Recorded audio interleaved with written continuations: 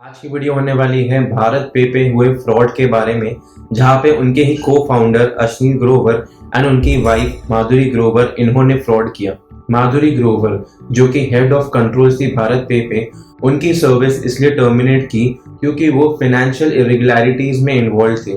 लेकिन क्या थी ये फाइनेंशियल इरेगुलरिटीज जिसके कारण उनको निकाला गया? हर एक कंपनी में कंसल्टेंट्स एंड हायरिंग मैनेजर्स होते हैं, एंड जब भी कोई न्यू टैलेंट हायर होता है तो इन कंसल्टेंट्स को उनका कुछ कट मिलता है। इन कंसल्टेंट्स को एक इनवॉइस जनरेट करना पड़ता है, कंपनी में सबमिट करना पड़ता है, एंड कंपनी फिर इन कंसल्टेंट्स को पैसा देती है। भारत पे में भी कुछ ऐसा ही सिस्टम था। माधुरी ग्रोवर जो कि हेड्स ऑफ कंट्रोल थी, उनको ये इनवॉइसेस आते थे, एंड दूसरी कंपनियों की तरह माधुरी ग्रोवर ये इनवॉइसेस के लिए पैसे दे दिया करती थी।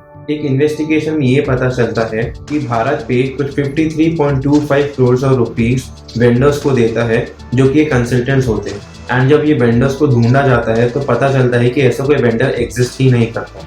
इनफैक्ट कुछ 3 करोड़ रुपीस उस बैंक अकाउंट में गए हैं जिसका bank account, email address, branch location Panipat में लोकेटेड है, एंड पानीपत माधुरी ग्रोवर का होम टाउन हुआ करता है। तो ये इतने बड़े स्कैम को खेलने के लिए भारत पे को कुछ 10 करोड़ रुपीस का लॉस हुआ।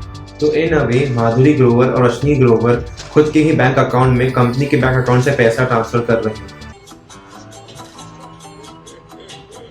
तो कहीं ना कहीं इनकी जो लग्जरियस लाइफ थी वो कंपनी के पैसों के थ्रू बनाई जा रही थी। जब ये बात सामने आई तो माधुरी ग्रोवर की सर्विस तो टर्मिनेट कर दी ही गई, लेकिन अश्विनी ग्रोवर पे भी इन्वेस्टिगेशन बैठाना चालू कर दिया था। अश्विनी ग्रोवर को शार्क टैंक से बहुत ज्यादा फेम मिला, एंड शार्क टैंक के बाद अश्विनी ग्रोवर भारत पे का एक फेस बन चुके थे।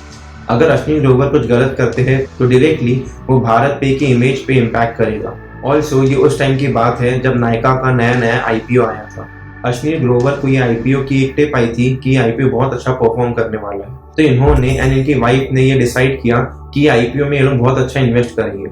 इन्होंने इंडिविजुअली 250 करोड़ और 250 करोड़ का इन्वेस्टमेंट करने का सोचा, लेकिन ये खुद के पैसे थोड़ा लगाने वाले थे। इन्होंने कोटक महिंद्रा बैंक को कांटेक्ट किया एंड उनसे कुछ 500 करोड़ पैसों की मांग की so that they can invest in the IPO of Nykaa. Kotak Mahindra bank ने अश्विनी ग्रोवर की इस रिक्वेस्ट को रिजेक्ट कर दिया। जब अश्विनी ग्रोवर को ये पता चला कि उनकी रिक्वेस्ट रिजेक्ट हो चुकी है तो उन्होंने फोन पे कोटक महिंद्रा के एम्प्लॉय को बहुत ज्यादा अब्यूज किया एंड बहुत ज्यादा अब्यूसिव कन्वर्सेशन हुई। ये कन्वर्सेशन मीडिया में लीक हो गई एंड अश्विनी ग्रोवर की इमेज को बहुत ज्यादा इम्पैक्ट भी की। एंड क्योंकि अश्विनी ग्रोवर भारत पे का एक फेस बन चुके थे, इसलिए भारत पे भी इम्पैक्ट हुआ इसके कारण।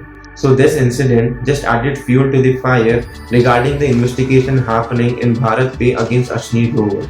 तो भारत पे को एक और रीजन मिल गया अश्विनी ग्रोवर को निकालने का। सो इस तरीके से भारत पे के अंदर उनके ही को फाउंडर्स ने, उनकी वाइफ ने फ्रॉड किया, एंड को फाउंडर को और उनकी वाइफ को दोनों को ही भारत पे से निकाल दिया। इतना ही था आज की वीडियो के लिए। अगर इन्फॉर्मेशन अच्छा लगा तो चैनल को सब्सक्राइब करना, वीडियो को शेयर करना। मिलते हैं अगली वीडियो में। Until then keep learning.